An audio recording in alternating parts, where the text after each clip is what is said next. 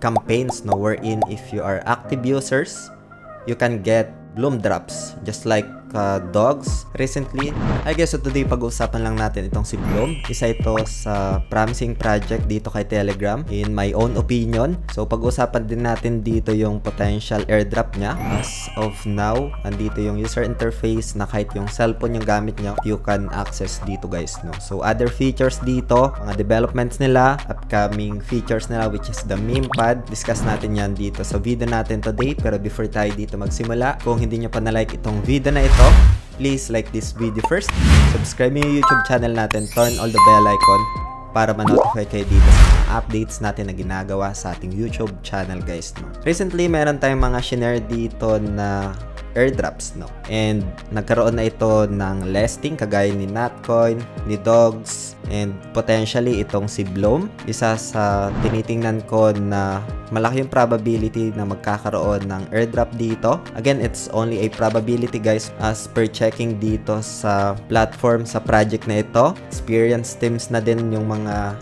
dito. They are very active for the past couple of months. Ang daming mga free crypto dito guys, no? Especially dito sa Telegram, mga tap to earn. Pero itong si Bloom guys, I can see a unique features dito sa project na ito. Just like using your cell phone, imagine na you can just access doon sa different chains, no. As we observe dito, 30 plus chains ang available dito kay Bloom, and you can easily access doon sa mga classic tokens just like Bitcoin, Ethereum, Solana, Atom, Tron, etc. As well as yung mga meme coins, yung mga hot and fresh tokens, yung mga trending tokens, L1 and L2 tokens, mga layer 1 and layer 2 tokens kasama mga Ethereum, Solana, etc. no. And they have that feature sa kanilang application as of now.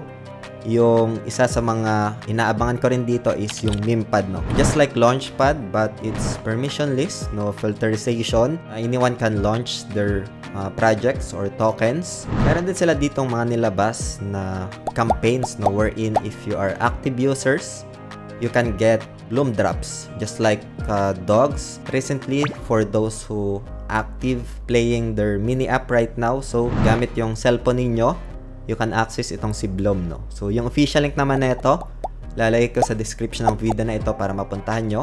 You can explore this, it's totally free. And as we observe nga dito, maganda din yung pinaka-user interface niya. I discussed na rin ito nung mga previous video natin. So, yun yung isa sa mga na-observe ko dito guys. Yung kanilang user interface as well as the team. It's very active and experienced in crypto space. So, you can access itong si Bloom guys, no.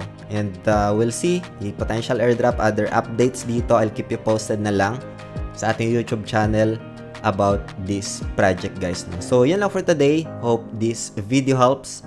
Maraming salamat ulit sa panunood. Ingat tayong lahat. Peace out. Bye for now.